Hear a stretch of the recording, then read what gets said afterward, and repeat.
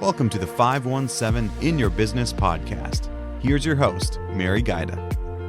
We're back with another 517 In Your Business podcast, and Steve Sinas is back from Sinas Dramis. Sharing the road, Steve, with autonomous vehicles is a weighty subject, and I'm really quite fascinated by it. There are risks and all sorts of things we should be talking about today. It's getting so much attention.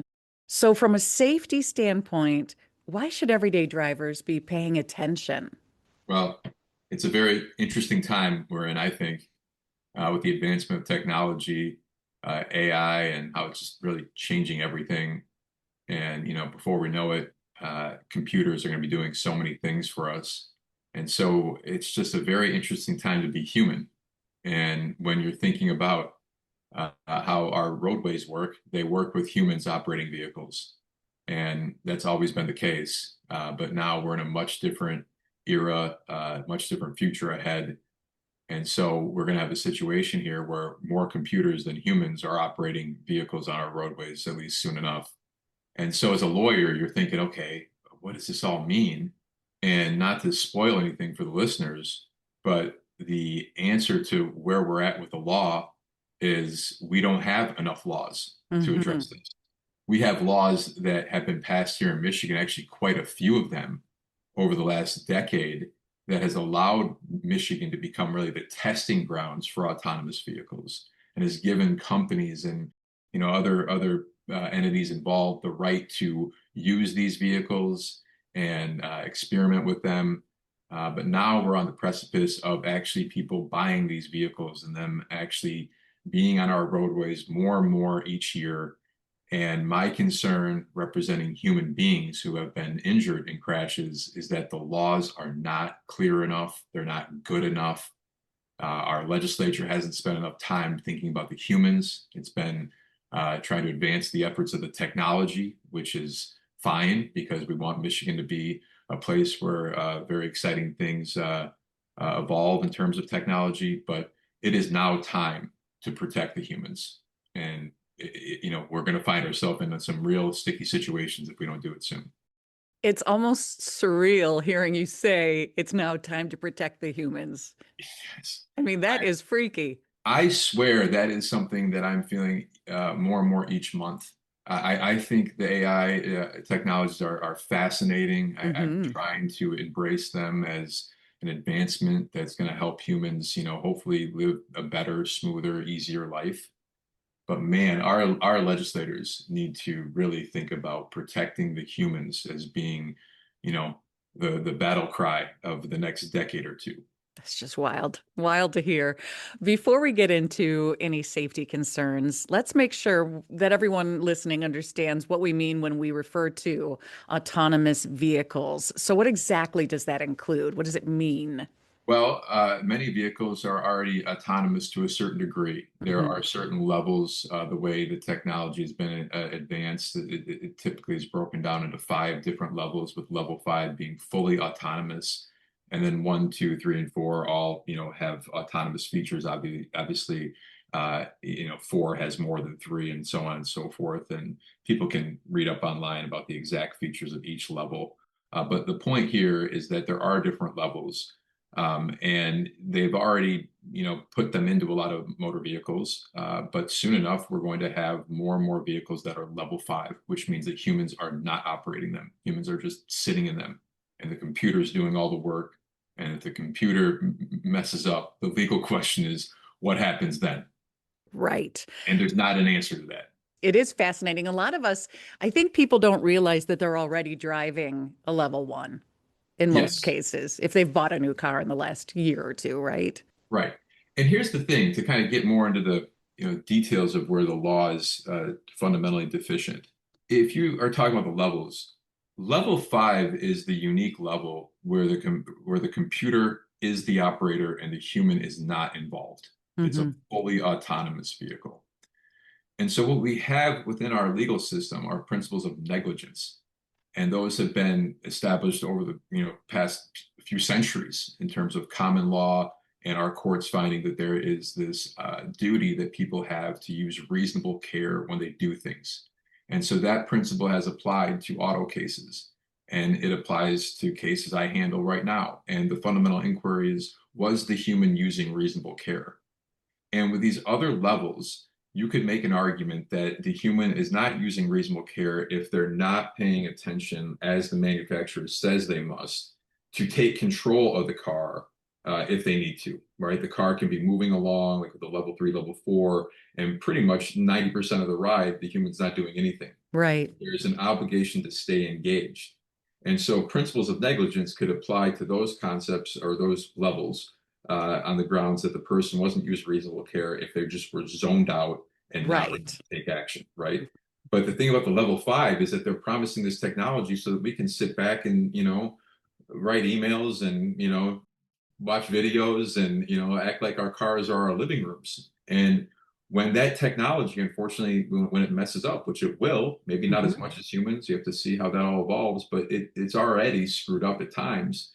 The question is, okay, who was negligent? What was the human negligent for sitting there in like a vehicle that was given to them under the grounds that they don't have to do anything? They weren't doing anything.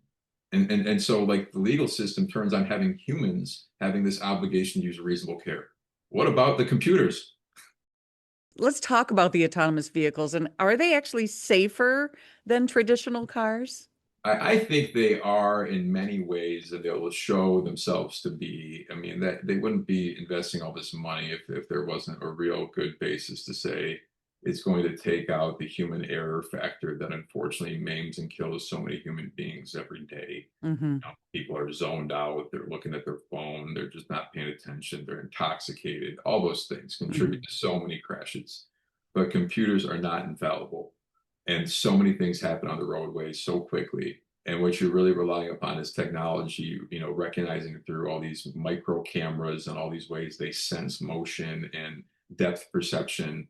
And there have already been, very widely reported stories out there of these vehicles screwing up when, kind of unexpected things happen with what's going on in front of them. There's times where they've mistaken like a white semi for the horizon, and it was actually Mm. a vehicle. There are a number of cases that have already happened. So it's obvious that there will be times where unfortunately the technology does hurt or kill people. Right.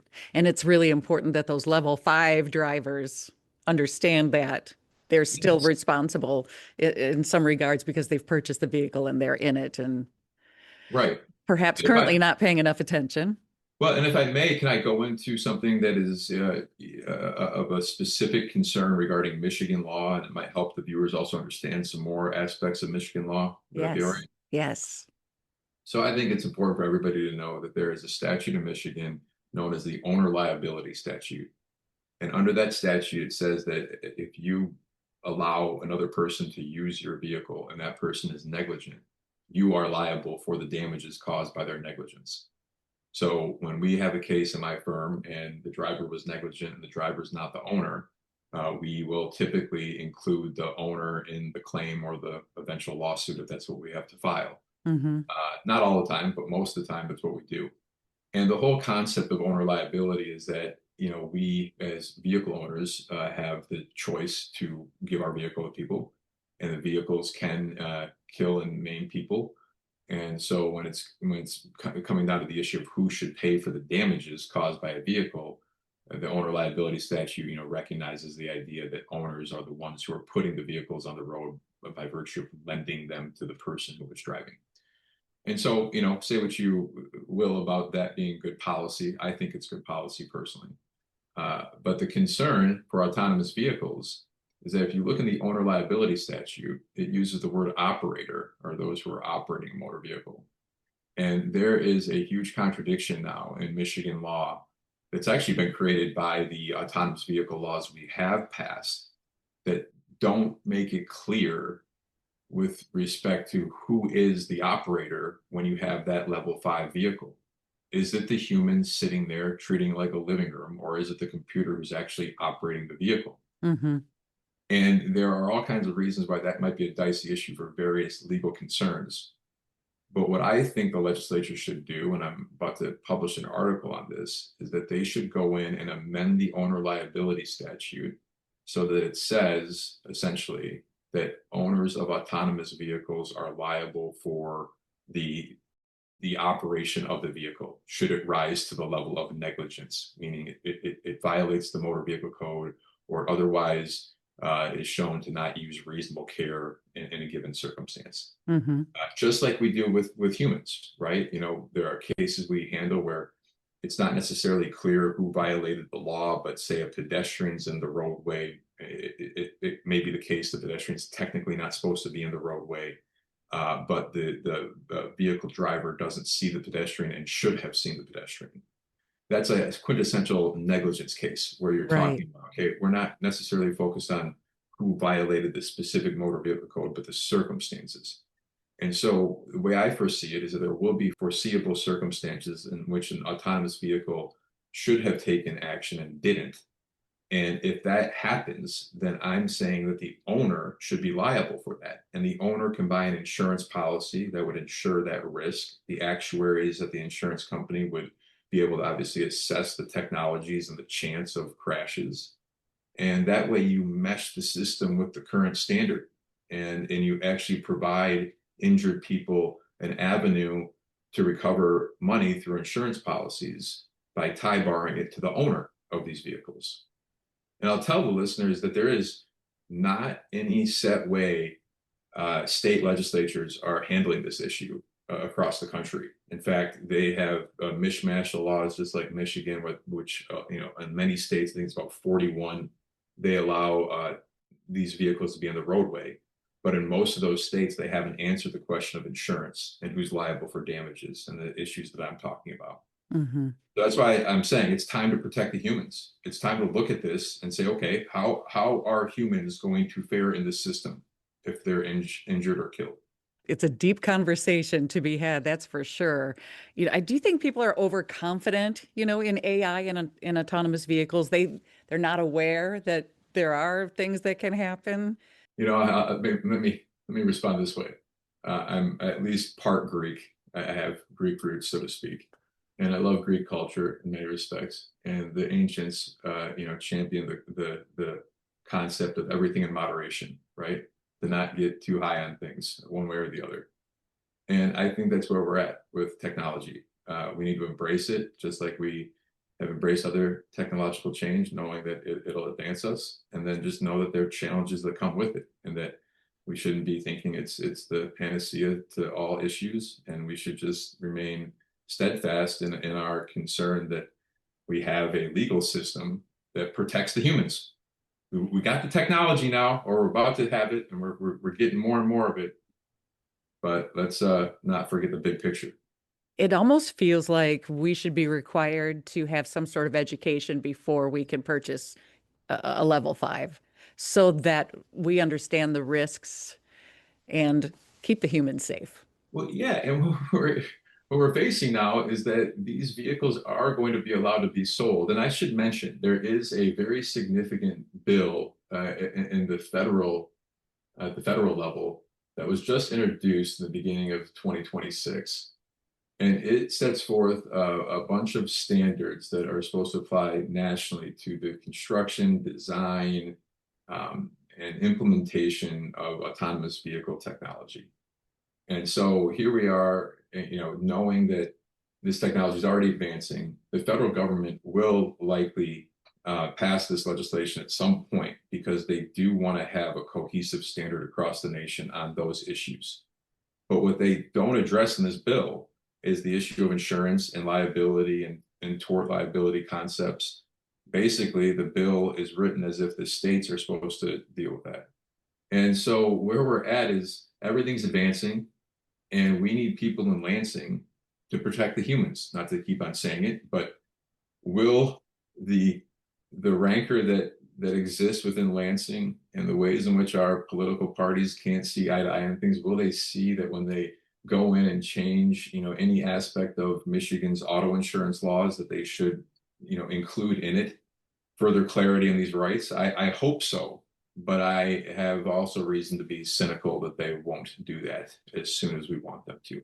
So when someone gets involved in a crash with an autonomous vehicle or a vehicle with autonomous features, What do they do? Are the steps the same? Are there different ways all of this is handled with multiple parties involved? In certain regards, it will be the same for certain issues. But maybe the way I would sum it up is that in my line of work, where you're trying to talk to somebody who's just been seriously injured and they're trying to figure out what their resources are. And that includes, remedies they may have against at-fault parties. They want to know all the resources they have. And so in the situation where I'm talking to somebody who has been seriously injured involving a fully autonomous vehicle, I'll be able to answer a good amount of their questions about what their resources are, but there will be huge question marks over important rights that they need to know about. And I really don't like to be in a situation where I'm talking to somebody who's expecting a remedy, all they hear from the lawyer, well, it's not really clear what your remedy is. You might have to fight at the Court of Appeals and up to the Supreme Court, and we don't know what's going to happen because our leaders haven't protected the humans. I don't want that conversation. So right now, we are totally set up for that being the conversation.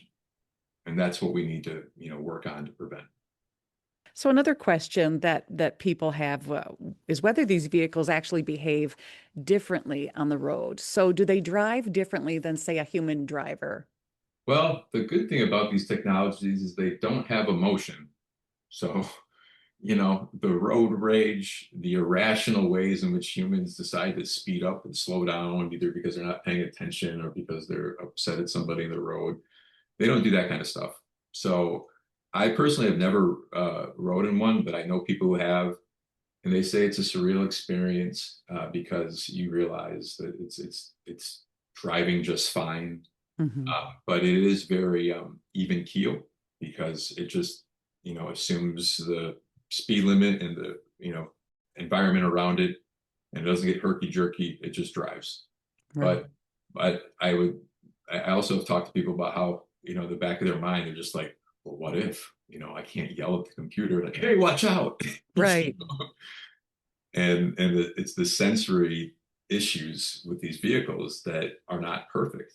And I don't pretend to know all the details of the technology. I'll just tell you that there's different types of technology, and some have shown themselves to be more unreliable than others. And there's not a set way in which the technology is being implemented in vehicles. So that's So where we the concern is. we really can't assume the vehicle will behave just like a human driver. I think in many ways it won't behave like a human, and that'll be a good thing. Hmm. But in the ways that humans really kind of just all of a sudden realize that they need to take action in an extraordinary circumstance, the technology is showing itself to at times not be able to perceive things as well as the human can, right, given those circumstances. Let's talk big picture. Do you think autonomous vehicles will reduce crashes in the long run? I think they will. I think that'll be a good thing. And I'm not here to say that the technology shouldn't go forward. I just want to, again, the mantra is to protect the humans. What that really means is developing our insurance laws, with the understanding these vehicles are going to be the future, and making sure that people have good remedies to pursue and that they're not caught up in litigation. And in particular, to make sure that these people don't have to be in a what would be known as a defective product case, where you're trying to sue the manufacturer of these vehicles because their technology wasn't designed the right way. Those cases in Michigan are typically a nightmare, and it'd be so hard for injured people to actually pursue, some prompt avenue towards justice if they have to pursue that type of case. So it's getting the insurance right, making sure that people have remedies, making sure they don't have to litigate and prove things that are overly complicated. That's how you protect the humans. And if we do that, then yes, we'll have less crashes and a system that actually gives people the rights they need to have. It sounds like you're taking a risk when you're buying an autonomous vehicle, but you have to understand those risks and learn the features of your vehicle and other things like that. So, what do you think drivers can do today to stay safe on both sides as this technology continues to evolve? I think that if you're interested in owning a more autonomous vehicle than a non-autonomous vehicle, meaning something like a level 4, level 5, just don't kid yourself that uh, the laws are clear, because they're not, and you need to educate yourself on exactly how the technology works. And the level 4 drivers like have this, I think, interesting predicament where the technology is telling them they can zone out, but then it's also saying you can't zone out. And so it's like, don't get these technologies and then think that you can just not keep your eyes on the road. That's a good way to get sued. Right. If listeners can take away one message from today's conversation, what should that be? To demand our legislators, when they go to change a law, to think about the future that is, advancing, faster than ever, and that we make sure that it's not just passing laws that serve companies, but that serve humans. And people need to tell their legislators, hey, be smart when you go to change the auto insurance laws. Think about the future. Let's not just look at interest groups. We need to make sure that we're having legislators with vision. That's what we need. Thanks for sharing. This has been fascinating, and I hope we can talk about it or cover it more in a future issue, because obviously things are changing so rapidly, aren't they? Yes, they are. And I'm sure if we came back and talked about this a year from now, there'd be many more developments to talk about. So who knows where we're going to be. Right. Let's plan on that conversation, because it'll be interesting to go back to this one and Yes. see how much has changed. As always, Steve, thanks so much for joining us and educating us on Yeah. our legal rights. Thanks for having me. It's always a pleasure. So if today's conversation got you thinking about how technology is changing the way we drive, you are absolutely not alone. As autonomous and driver assist vehicles become more common, we have to understand how they work, how to stay safe around them, and it's more important than ever. If you have questions about your rights after a crash, speaking with an experienced attorney can help you understand your options. You can learn more at sinusdramis.com. Thanks for listening to the 517 In Your Business podcast. Get to know local businesses better by reading 517 Business Magazine. Get your subscription at 517mag.com/subscribe.